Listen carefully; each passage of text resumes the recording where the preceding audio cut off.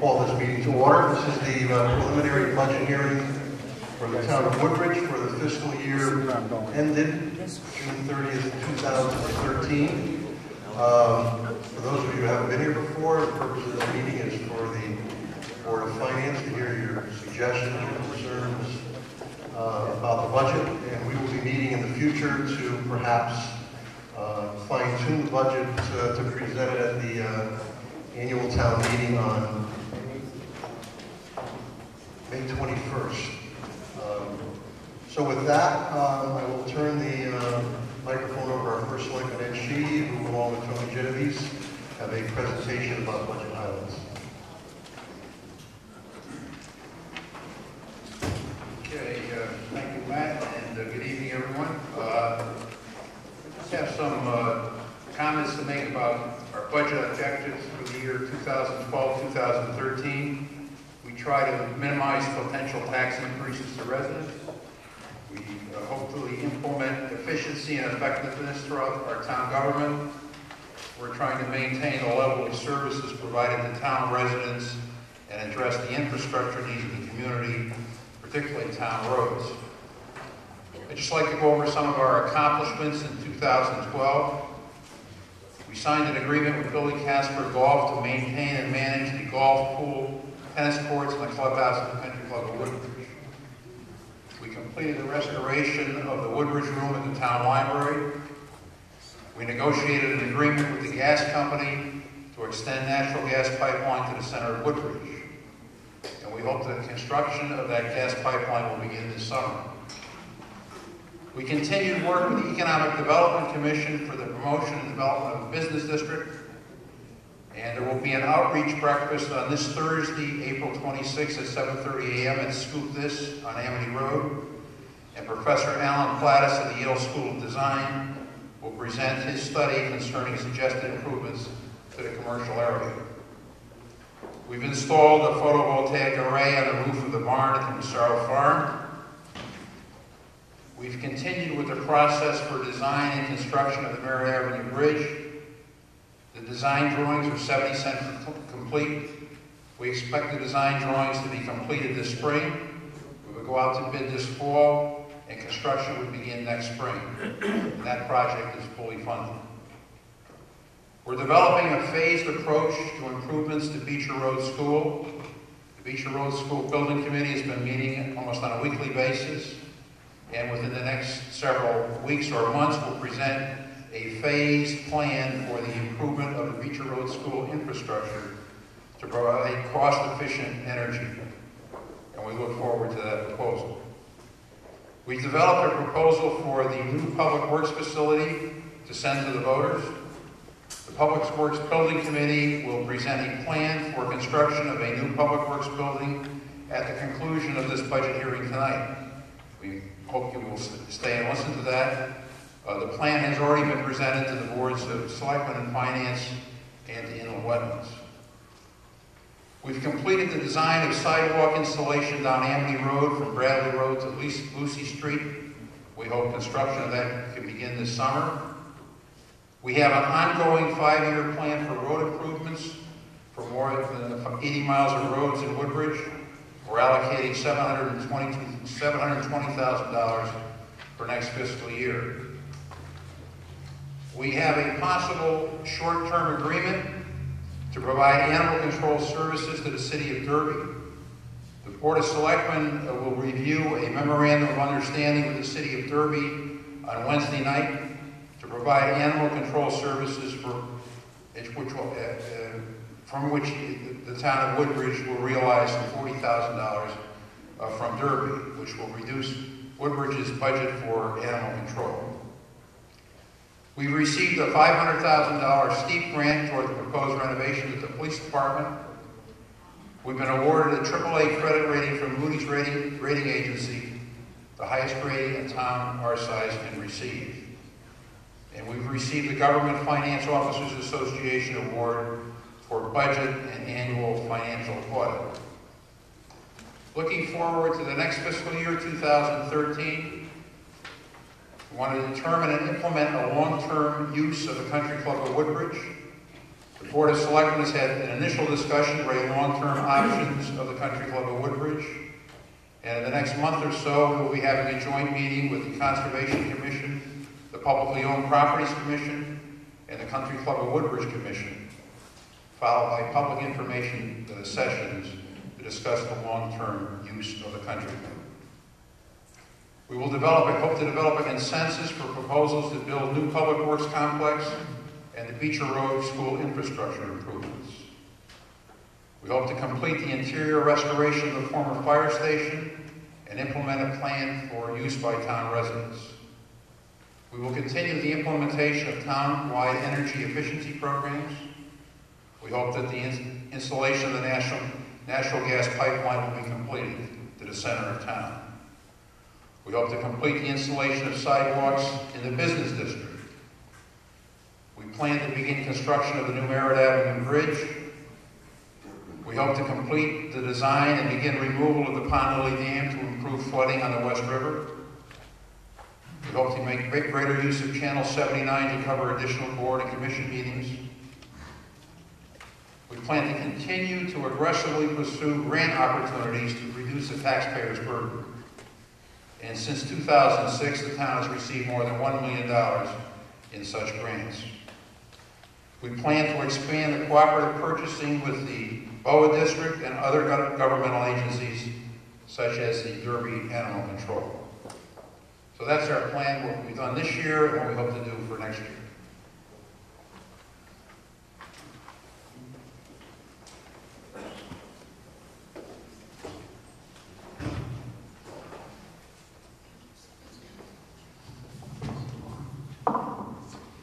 Thank you very much. You have in front of you the preliminary budget for 2013, which contains a proposed mill rate of 33.98. That is a 0.9 mill increase over the prior year, which is equals a 2.72%. When the budgets were originally proposed, the mill rate increase was about 5.5%, and then the boards of Selectmen and Finance began their annual process of reviewing each budget, and also item by item review of the capital budget requests. And what you have in front of you, I'll give you some highlights. First, of general fund revenues. Our general fund revenue is largely comprised of property taxes at 90.8%. And that's followed by department charges of 4.8%. You can see there's a big difference there. So a large portion of our general fund revenue is in fact from property taxes. Third is intergovernmental revenue, which is state grants, mainly ECS. The ECS Education Cost Sharing Grant is a big one. And town road aid. Those are two large items that we get from the state. I wanted to give you some highlights of our revenues this year. The first is a property tax levy increase of 3.63%, or a little over $1.4 million from the prior year. The state grant revenue budget actually increases about a little under 6.8%. Or $71,000 from the prior year. There's two new grants that we have budgeted for. One is a revenue sharing grant from the state of Connecticut. The other is a video competition grant. Those are some of the two new grants that we'll be receiving that we put in our revenue section. The department charges revenue changes from the fiscal year of 2012 includes anticipated fees generated from the Country Club of Woodbridge, which totals $1.49 million. Those fees are budgeted to offset expenditures, which also equal $1.49 million. So the two in the budget are the same. There's a decrease in interest income of $25,000. Rates are continuing to be at all-time lows, and so we had a budget for a slight decrease in that account. There's a use of $68,000 from an existing medical reserve fund, which is used to offset costs related to our contributions to other post-employment benefits. And that's down from $286,000 in the prior fiscal year, and that's largely due to the depletion of the fund. So next year there will be no medical reserve fund for budgetary purposes. Also, there's no Amity surplus this year in the FY13 budget. The FY12 budget contained $95,970, which was used to reduce taxes. So this FY13 budget does not have that in the revenue section. Finally, the grand list, budgeted grand list is an increase of 0.88% from last year, which is a little over $10 million. Some of those are some of the revenue highlights for your review. I also wanted to highlight some expenditures.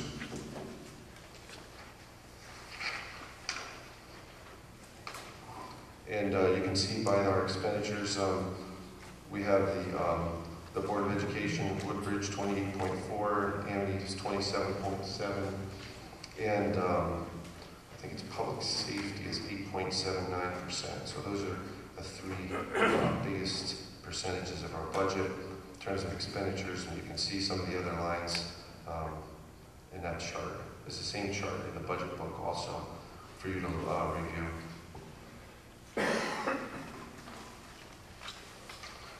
Some expenditure highlights for you in this year's budget. The Board of Ed budget increases 3.84%. It's the Woodbridge Board of Ed, or 474058 over FY12. The salary accounts, the next three are somewhat related. We had settled our contracts for both town employees, labor contracts. So the salary accounts themselves support cost of living for FY12 of 2% and an 1.875% for FY13, which was actually 2.5% beginning October 1st. Because in last year's budget there were no increases in the salary lines. So that's something for you to recognize. However, the contingency, which contains a place for unplanned or unanticipated expenditures, is down $50,000 as part of that process, and that unknown no longer exists. Contingency was reduced. So there's some offset there. And also the health insurance accounts are also reduced by $164,000, again as part of that process, primarily due to plan and design changes.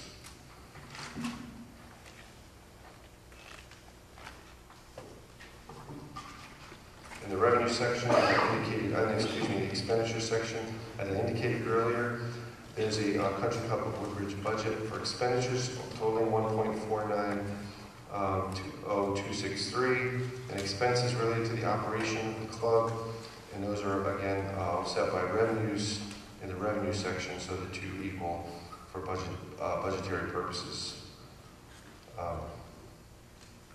Debt service increases 17%, or $386,000, due to the debt service for the Woodbridge Country Club of $430,000.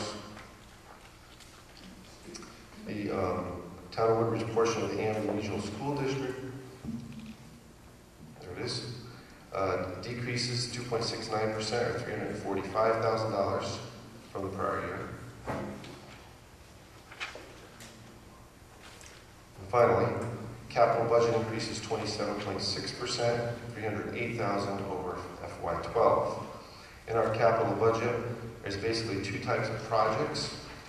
There are pay-as-you-go projects, which are funded through current tax dollars. Those are some examples. You'll see in the book a section on capital pay-as-you-go projects, and it gives you an example of the type of things that the town does each year to keep up with infrastructure improvements. There are also several long-range planning projects, and those items are in the capital budget for planning purposes only.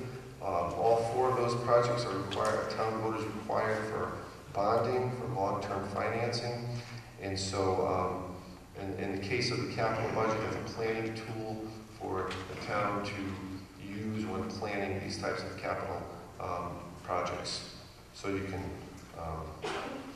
judge the impact on the budget and on the mill rate.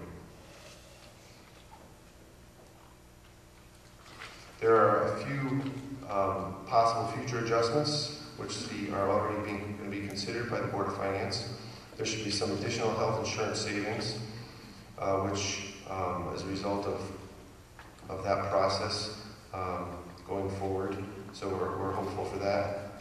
There will be information on the conversion of natural gas and also the equipment conversion required. Board of Finance will be reviewing that information at the next meeting.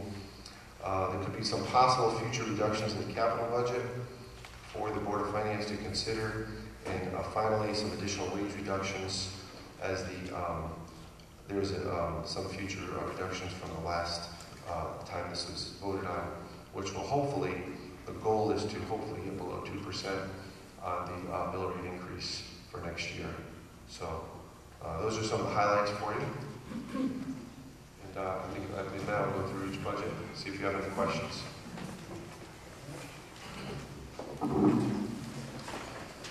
Okay, I'm going to be referring, I don't know which document you have, but if you have the 4-page document that you received in the mail, the operating budgets are, I believe, on page 3. If you have the budget book that's outside, page 43 has all the individual budget accounts. You can also, at a point in time, perhaps when we're through with the operating budgets, if you have any questions on revenue, which is another separate page, non-tax revenue, that would be on page 4 of this document. It's a few pages in the gray book.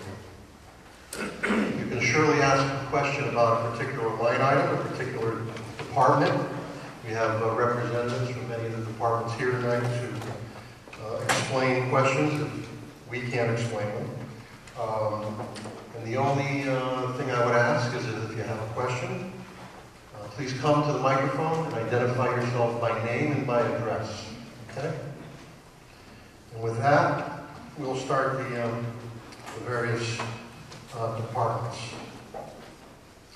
The first department is the Board of Selectmen, and the proposed amount by the Board of Finance is $426,150.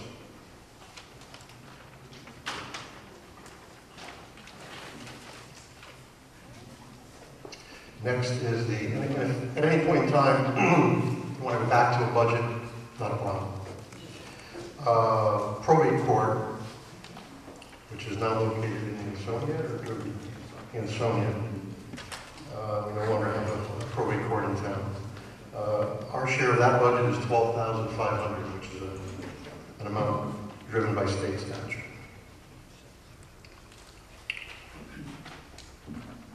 Next is the town clerk, with a Board of Finance proposed budget of $198,498.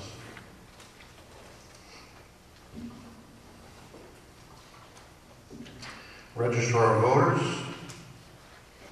$58,600.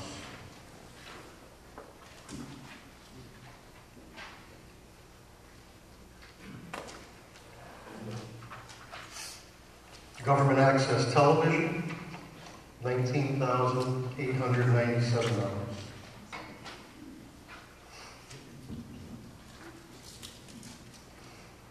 General Administration, which I believe the largest part is the insurance, town insurance, amongst other things, $263,716.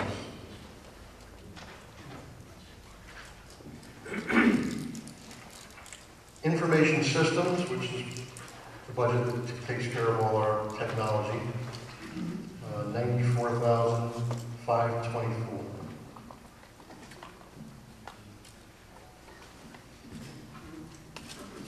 The Finance Department, which is, of course, the department that pays the bills and does all the finances, not the Board of Finance, $307,315.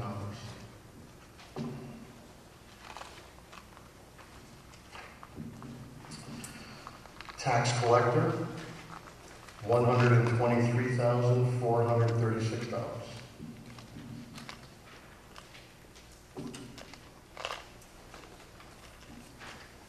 Tax assessor, $152,350. Board of Tax Review, $2,200.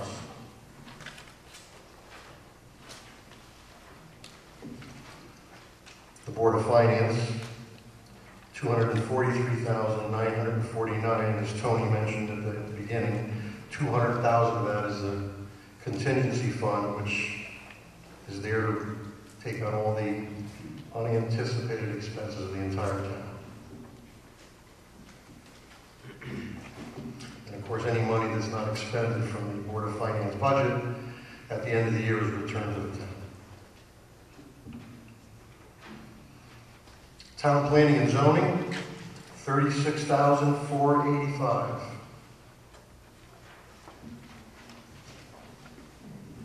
Zoning Board of Appeals, $7,010. The Center, which is all the expenses associated with the building we're in, of course, all the way around, $115,725.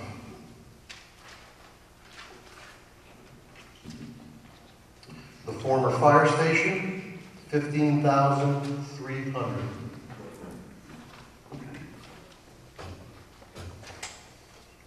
The Country Club of Woodbridge, $1,490,263.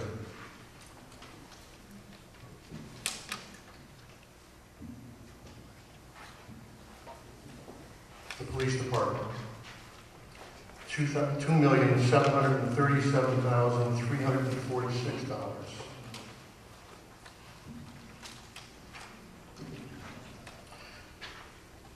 The Fire Commission or the Fire Department, $631,592.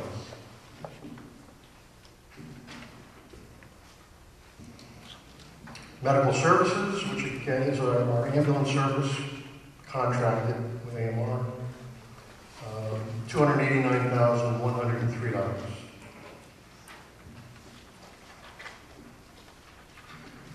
District Animal Control, which at this point is just Woodbridge and Bethany, but soon hopefully be Derby. $129,456, and again, as Ed mentioned, that would be, if we do take over Derby, it would be $40,000 coming off of that.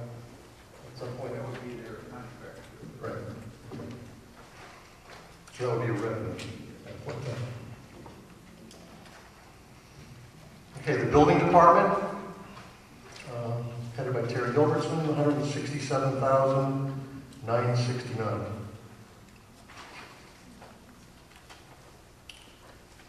Public Works, $1,242,840.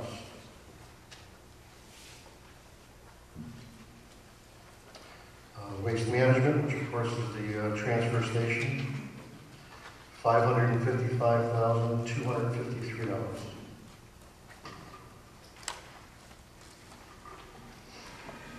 Remediation, which is ongoing testing, has been here for several years related to the long-ago gasoline leak. We continue to monitor with very good results, but this is something we've been there, $8,536.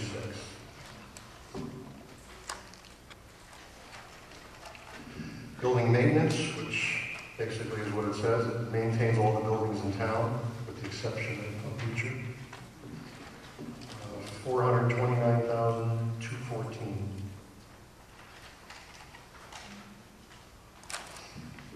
Human Services, $417,674.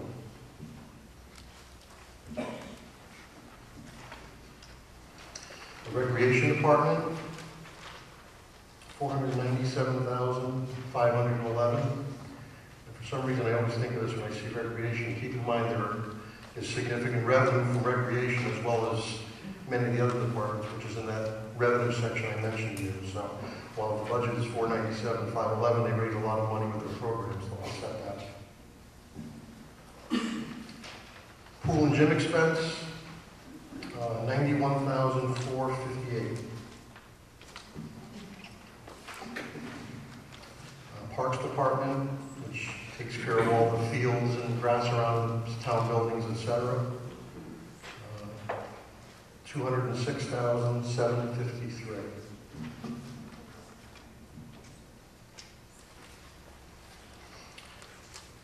The Thomas Darling House, $9,695.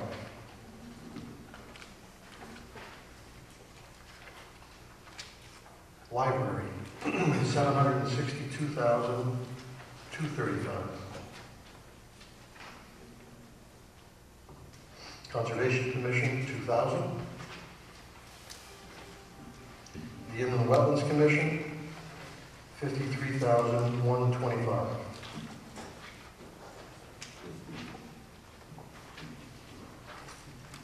Employee fringe benefits, which is for all current and former town employees we have a contract with. It does not include Beecher. Beecher's fringe benefits are in their budget.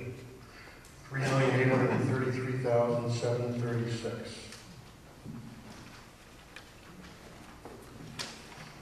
Debt service, it says, of course, in here for the first time, is a full year of the Country Club of Woodbridge debt. $2,649,623.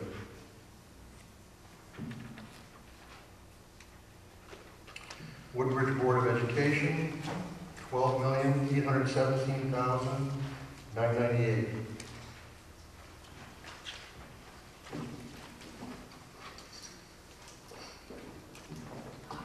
Good evening. I'm Phil Rothwell. I live at 50 North Racebrook Road. I hate to interrupt the smooth flow of the proceedings to this point. I've been living in town for 35 years and I've been coming to the budget meeting for several years. When I first looked at the Woodbridge Board of Ed budget, I thought maybe it wasn't too bad. There was a 3.8% increase, but in the overview it mentioned that 10 positions had been cut over a number of years and enrollment had gone up 13 students. I decided it wasn't good enough to just look at things year to year, but to get a complete picture, it was necessary to look back over several years. I looked back over 7 budget cycles because it was mentioned in the budget overview that the 10 positions had been cut over that period. When you go back over the 7 budget cycles, it's not a very encouraging picture. The numbers I have come from the Woodbridge budget books and the Woodbridge Board of Ed website, which has a report titled Woodbridge Public Schools Enrollment Projected to 2021.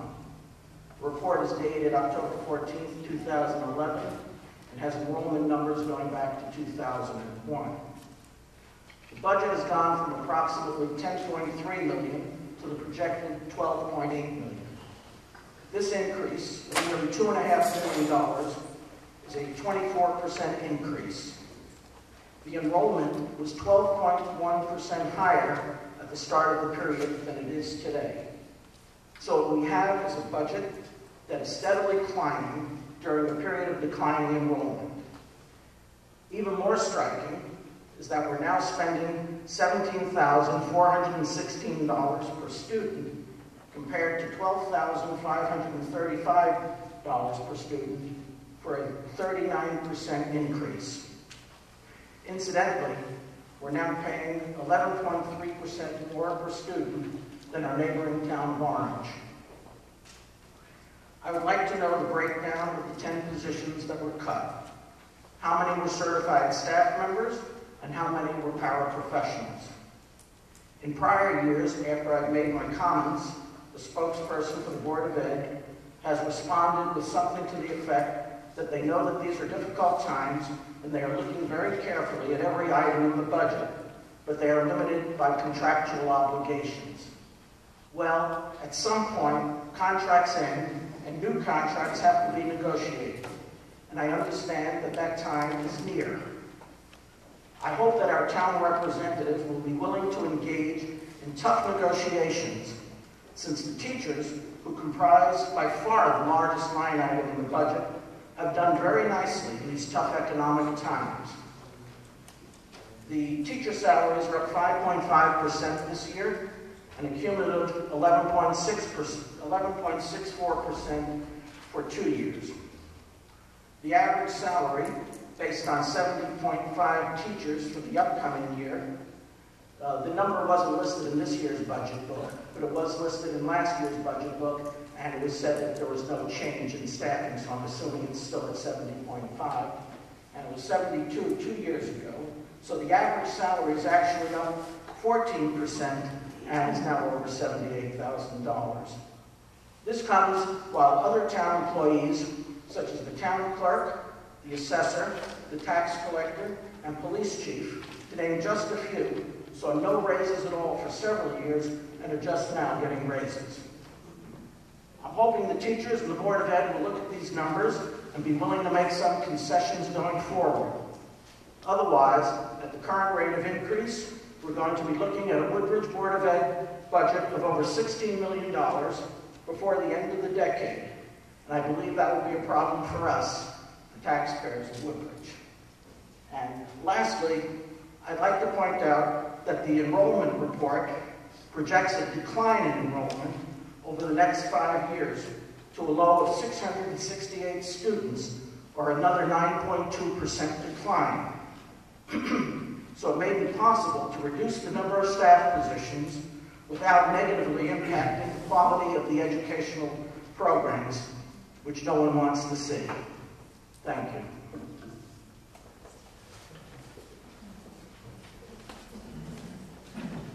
Steve Fleischman, 9 Carriage Hill Road. I'm the Vice Chair for the Board of Ed, and I am the Chair of the Finance Committee.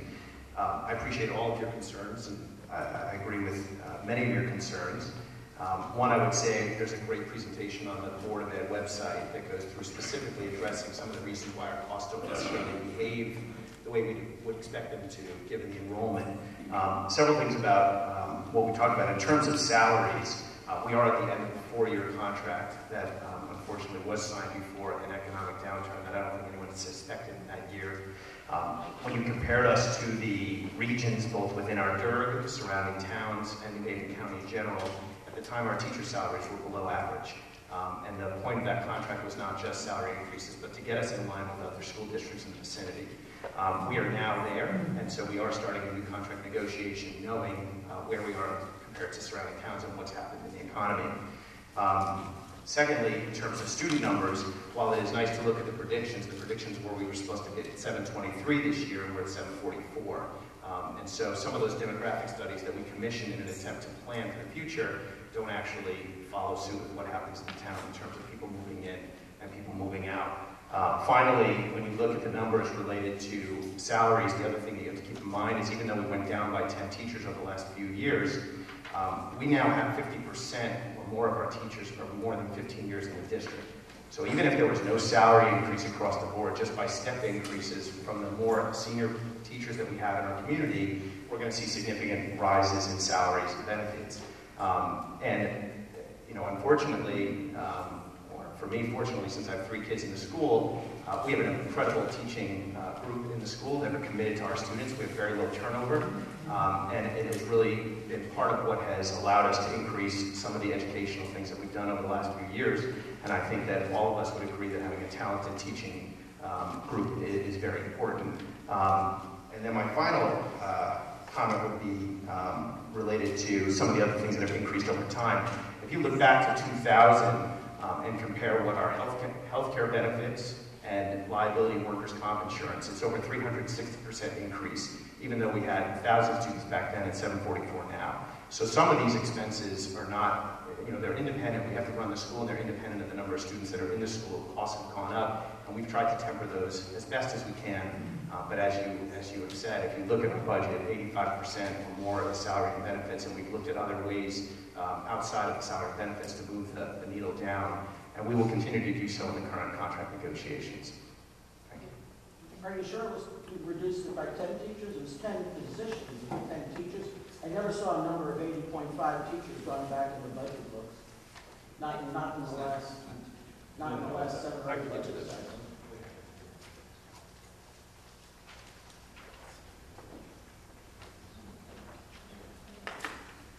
I don't think it's not 10 teachers.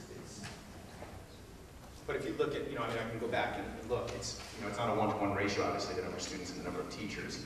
Every year we look at what our current enrollment is in teachers, and we've been able to slowly and moving teachers down by one classroom size. Our classroom sizes traditionally back in, say, 2000 were much more significantly larger compared to what is recommended. Our classroom sizes are right in line with what state recommendations are right now.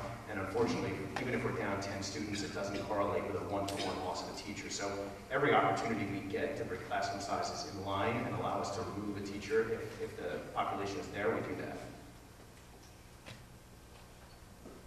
I know my discussion was long, but I did forget one thing.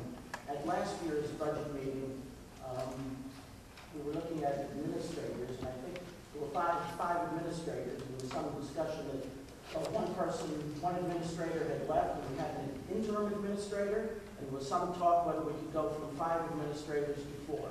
What happened with that? It looks like in the budget we're about the same number, so I'm assuming you're keeping it at the 5 administrators. Right. So what we did do was, because of some concerns about the size of the administrative team, to understand we're a one district, one school. So certain administrative positions we're required to have, and so if we had 6 schools, we'd be sharing administrators across 6 schools. What we have done is this year, starting in the upcoming academic year, so in September, we're moving away from a 2-principal model and we've gone to a principal-assistant principal model, which we hope over time will lead to some cost savings in terms of administration. If you compare us to the rest of the state, average elementary school sizes are approximately 350. We're at 744. It's really not possible to administer a school with 1 principal for 744 kids. It's not done anywhere. So at a minimum, we're in line. If anything, we have probably more students per principal and assistant principal, but we are taking under advisement concerns people had, and we are moving back to a principal-assistant principal model.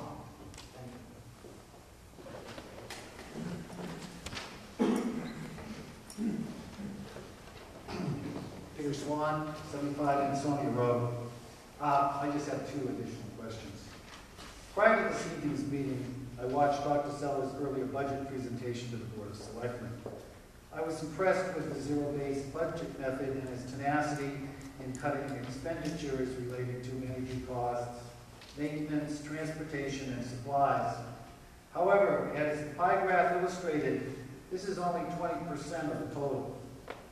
The remaining 80% of the pie belongs to the salaries and benefits of certified staff.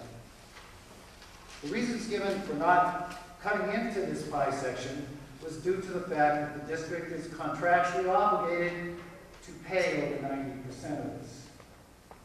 The presentation also included historical budget bar graphs relative to expenditures dating back to 2005. I consulted the Connecticut School Directory and discovered some interesting facts.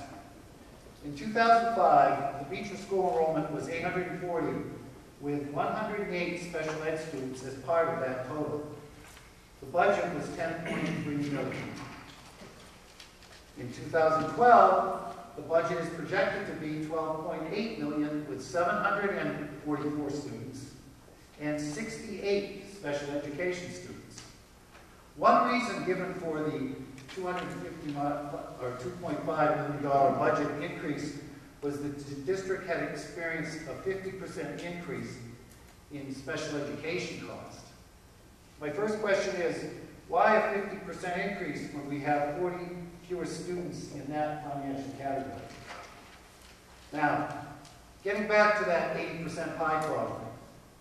In 2005, Beecher School had 77 teachers on its staff.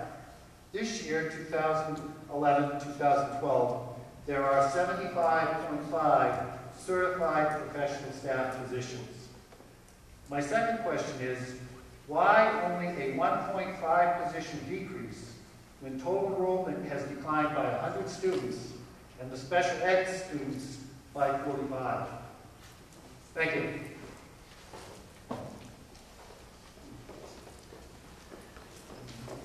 My first, I think it's actually 70.5 certified teachers, not 75.5.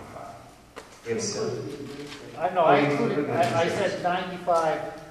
Again, so my only comment. I included the administrators. So this was right from Dr. Stell's presentation. Right.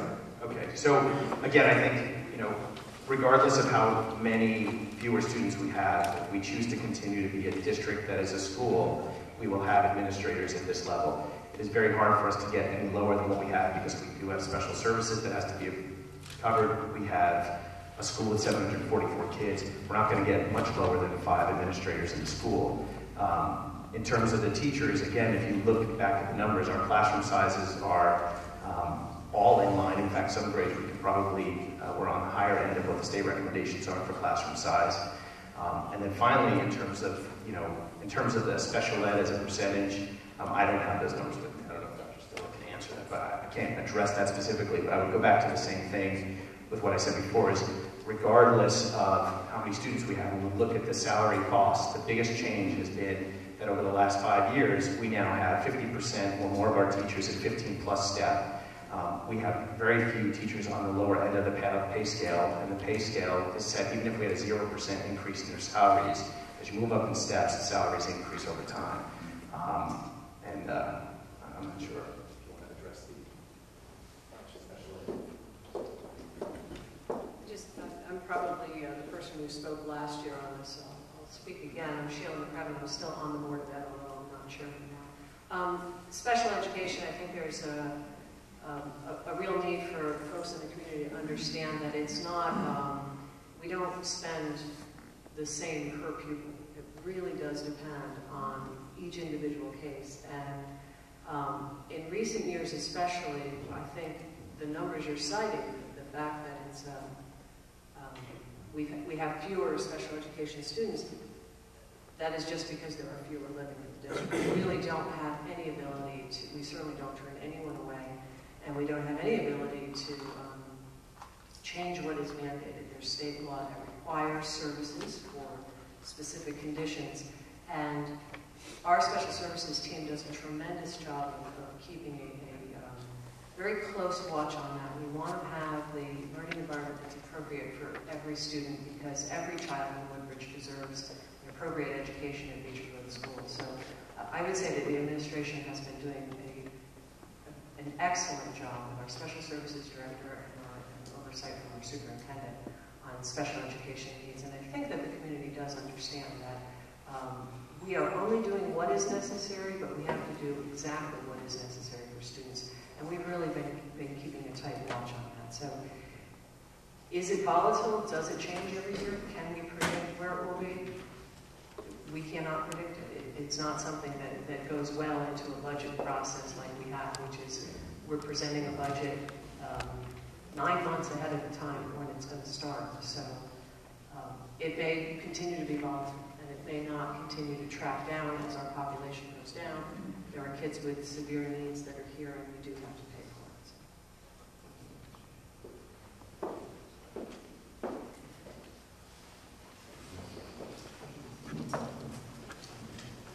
it. Okay.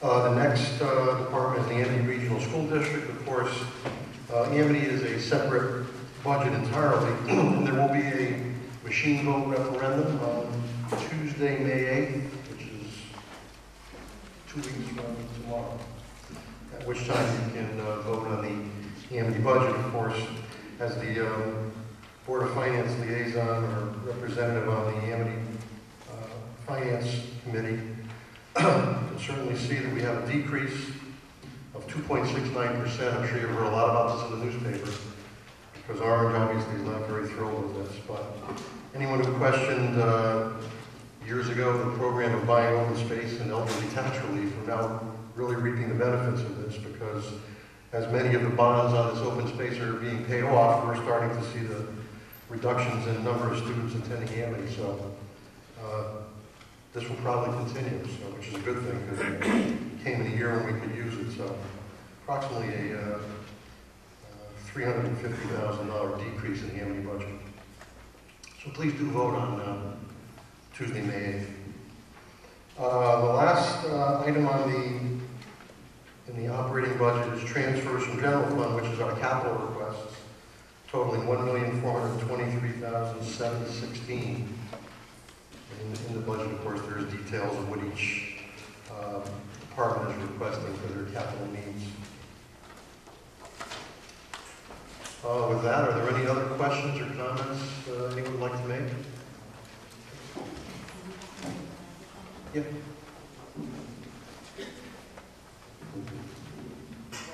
This might be a little high.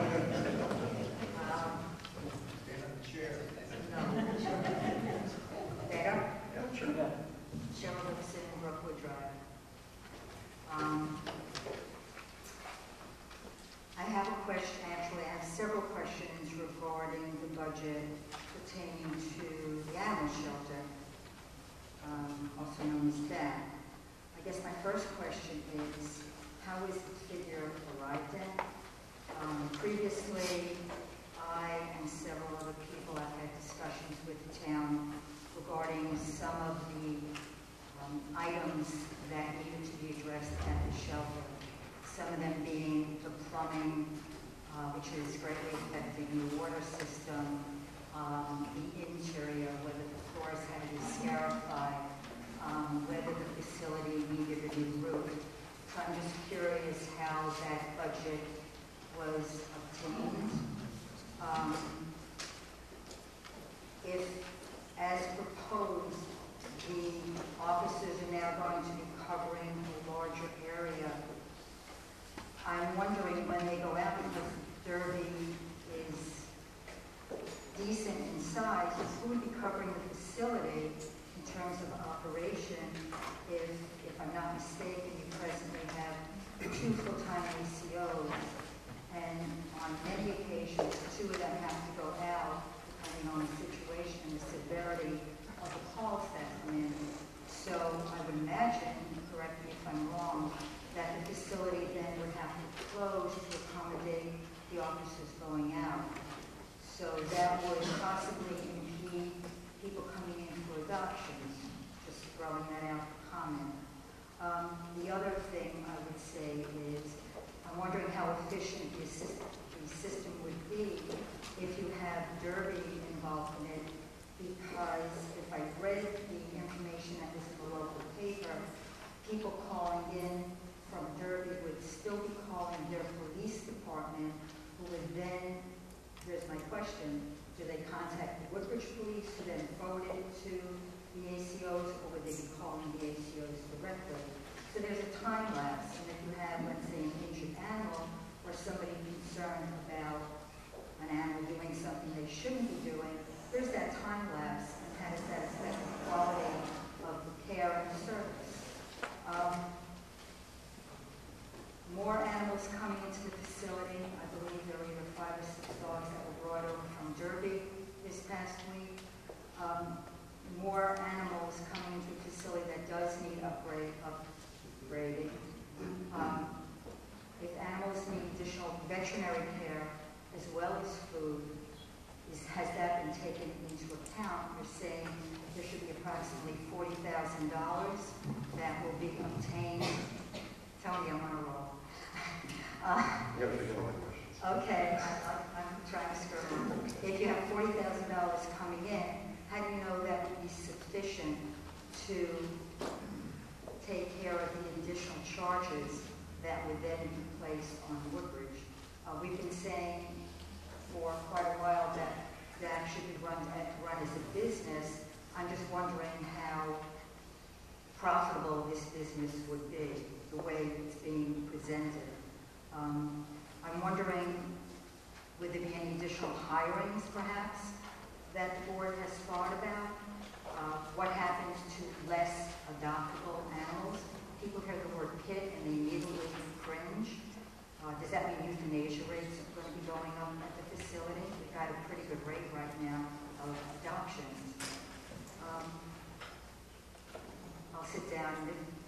Thank you very much.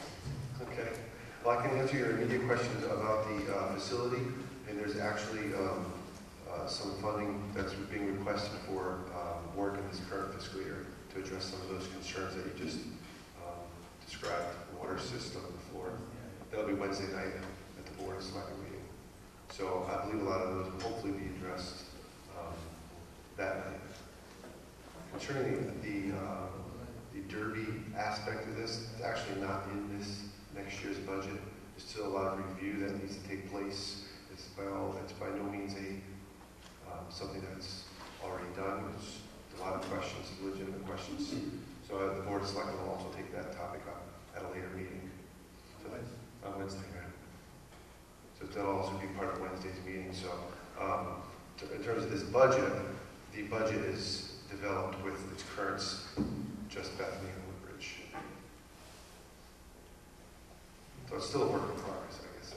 That's the best way to say it. She has some questions about staffing and Perhaps you know, someone else can the answer Woodbridge Police Department is now in charge of the animal control, and Deputy Chief Stewart is here. If you wanted to address the issue of staffing, should Derby join us?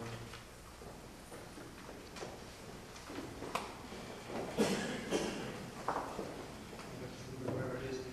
The issue of staffing, it doesn't look like we've been assured by the 2 employees down there that even though we have an excess of several dogs that have been brought down there from Derby, that it wasn't going to be a problem to hire any extra help as far as the ACOs go. We may need a little bit of extra kennel help, which is on a part-time basis.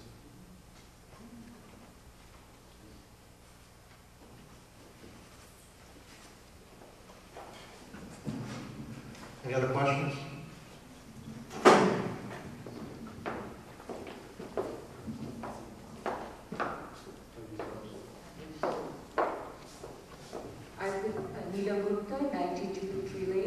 I would like to go back to the Woodbridge Country Club budget. You know, I looked at the budget. I'm kind of new to the budget. It's the first year that I've taken, I have looked at it carefully. I've been in the town for 14 years, and it's the first year I took a look at it. And even though the Woodbridge, the Country Club Woodbridge expenditure and revenue, it has been stated again and again, the expenditure and revenue projected is similar. What if we are not able to meet that revenue? How are we meeting that cost? Actually, based on, we have representatives from Billy Casper here. Actually, their budget is suggesting surplus based on what their expertise tells them about rounds of golf, etc. It's just been presented as equal revenues and equal expense, but their actual budget forecasting is surplus if things go as planned. If things go as planned. And now, keeping what you're saying, that if things go as planned, we will, there will be a surplus of the, of the amount that has been stated here. In my, always expenditure is always guaranteed. Revenue is never guaranteed. We all know that. Expenditure is always guaranteed. Revenue is never guaranteed. What was the, I was trying to do some research on the previous to 2009. What was the, probably when it was being privately held, what was the revenue that the company was making? Do we have any idea about the amount that the company was making? It wasn't enough. So that's why we're here. If it wasn't, that was my understanding. If it wasn't enough, then we are projecting. We don't even know what. Does someone have an idea what was operating cost at that time? We have the gentleman here, Mr. O'Hare from Billy Casper Golf. They operate 3 other golf courses in Connecticut, and he's projected what he anticipates the revenue will be at the Country Club of Woodbridge, and he can maybe give you some insight into that as to how we face that. As far as what happened at the Woodbridge Country Club, we don't have those numbers. So we have, so basically, the projection is based on the management company's numbers. That's correct. Based on their 3 other golf courses that they run in Connecticut. And they run Where are the other golf courses that you're running at the other? So I come up to the microphone? Yes.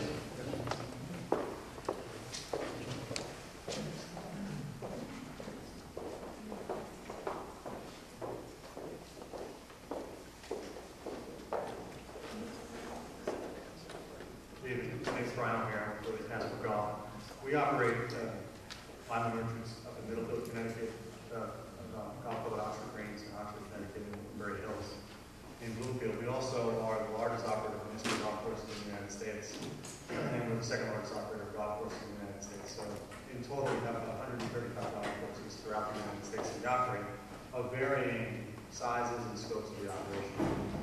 One point I would make is the cost of operation for Woodbridge Country Club prior to it being bought by the town are not really in line with how the club will be operated today. It was a private club for member access. It was operated at a different level of service, a different level of expense. And a public operation and a municipal operation will be scaled down dramatically.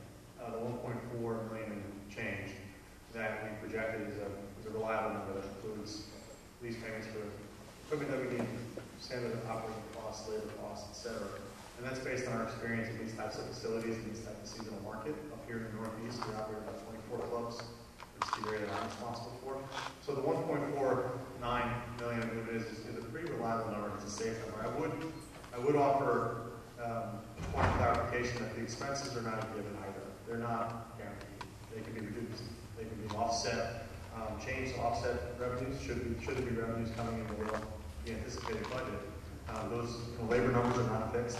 This is private company managing private labor, and we can make determinations on scheduling changes and expense changes based on the results of the golf course. So you can go up too, right?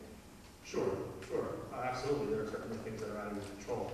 But we feel that the budget that we submitted originally, which is essentially our projections, produce a hefty surplus for the town. We know that the town took a big investment in acquiring the golf course, and we think it could be a fruitful result for you. I think budgeting it conservatively to show that it has no burden on the taxes is a very conservative move, and we think it's a very safe, very conservative estimate on the results of the golf course.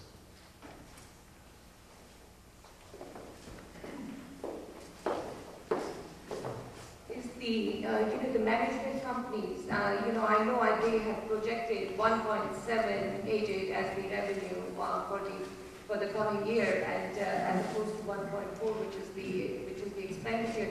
Now, is the revenue streams is it open to public? How do you plan to increase the revenue from the property? One thing which I know the town owns the property. It is a beautiful piece of property, and it can be a great source of revenue. There is no doubt about it. My only concern is, looking at the demographics of Woodbridge, we have to realize the demographics of Woodbridge is changing by the day. I have seen more and more different, professionals with very young children who are moving in. Both the parents are working. People are not spending time at the country club. I have been in the town for 14 years. I have had no time, and my daughter is like, Mom, we should join the country club. I'm like, honey, I have no time. I don't have any time to join the country club. There is the demographics is changing. We have young people coming in who have small children. Yesterday I was at a get-together, and on the table there are 5 physicians all with young children. And they are all from Yale and St. Fairfield, and country club doesn't fit into the equation for them at this time. So my thing is, what are we looking at? How are you going to increase? Is this open to public? Yeah.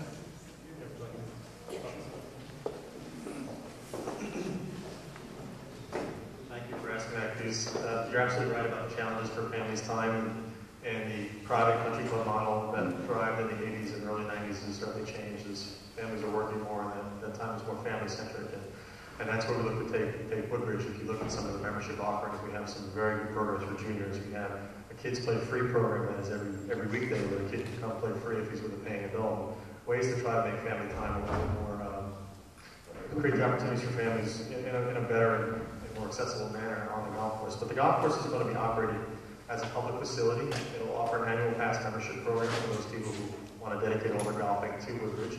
But there'll be daily fee rates both for Woodbridge residents and non-residents.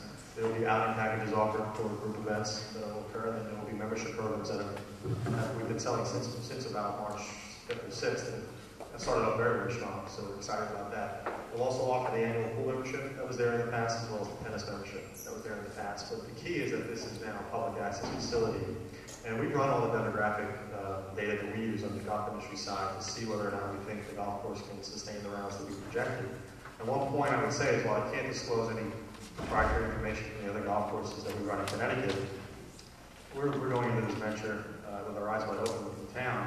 And the success of the numbers that we say the golf course can do is going to determine how we're judged. And we're very confident that we put together conservative figures for the town. The figures are less aggressive than the actual results that we're realizing in the other facilities in Connecticut.